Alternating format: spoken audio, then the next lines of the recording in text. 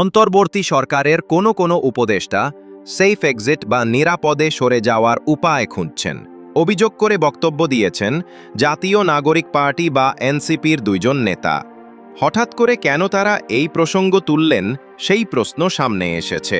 প্রথমে এনসিপির আহ্বায়ক নাহিদ ইসলাম একটি টেলিভিশনে দেওয়া সাক্ষাৎকারে সেফ এক্সিট প্রসঙ্গটি টানলেন। পরে এনসিপির উত্তরাঞ্চলের মুখ্য সংগঠক সার্জিস আলমও একই বিষয়ে বক্তব্য দেন তাদের দলের এক সভায়। এ নিয়ে নানা আলোচনা দেখা গেছে সামাজিক যোগাযোগ মাধ্যমে। গত বছর গণ অভ্যুত্থানে শেখ হাসিনা সরকারের পতনের পর অন্তর্বর্তী সরকার গঠনের আলোচনা অংশ নিয়েছিলেন আন্দোলনে নেতৃত্ব দেওয়া ছাত্ররাও। সেই সরকারে নাহিদ ইসলাম সহ ৩ জন ছাত্র প্রতিনিধিও ছিলেন।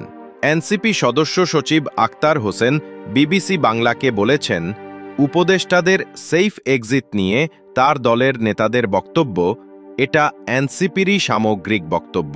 দায়িত্বটা পালন করে নির্বাচনের মধ্য দিয়ে এক্সিট নিতে পারলে হইল, দেশে থাকুক আর দেশের বাইরে থাকুক। কি বলছেন এনসিপি নেতারা? কেন এই আলোচনা? কেন কোন প্রেক্ষাপটে সেফ এক্সিটের কথা আনলেন? এটা জানার জন্য একাধিকবার চেষ্টা করেও নাহিদ ইসলাম বা সার্জিস আলমের বক্তব্য পাওয়া যায়নি। তবে এ নিয়ে এনসিপির শীর্ষ পর্যায়ের অন্তত 4 জন নেতার সাথে কথা বলেছে বিবিসি বাংলা।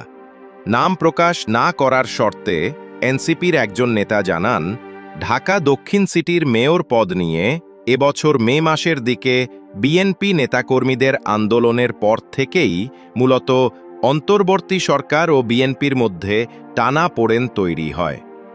ওই নেতা বলেন, পরে যখন প্রধান উপদেষ্টা লন্ডনে বিএনপি নেতা তারেক রহমানের সাথে বৈঠক করেন, তারপর থেকে সরকারের 2 থেকে 3 জন উপদেষ্টা বিএনপির সাথে সখ্য গড়ে তুলছেন। ওই উপদেষ্টাদের পক্ষপাতিত্বমূলক আচরণের কারণে জুলাই সনদ নিয়েও সংকট তৈরি হয়েছে।